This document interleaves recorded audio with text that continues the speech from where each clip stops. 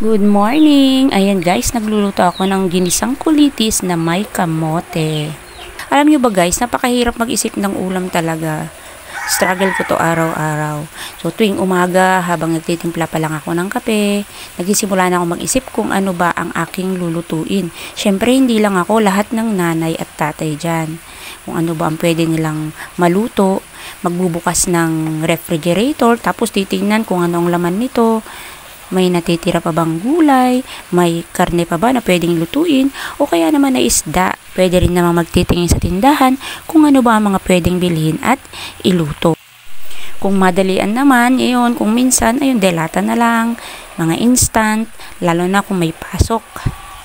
Tapos syempre, problema na naman kung paano mo pasasarapin ang mga ito. Kaya naman, ako, naging ugali ko na talaga na magbasa o kaya naman ay manood ng mga recipe online. At yon ang mga ginagaya ko. Syempre, naghahanap din tayo ng mga lutuin na easy to get ba? At hindi mabigat sa bulsa. Kagaya nga nito, niluluto ko, ginisang kulitis, simple pero masustansya.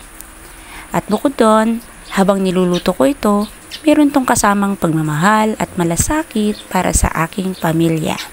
Ganon din ba kayo? Of course naman. O ayan, luto na siya guys. Kain tayo.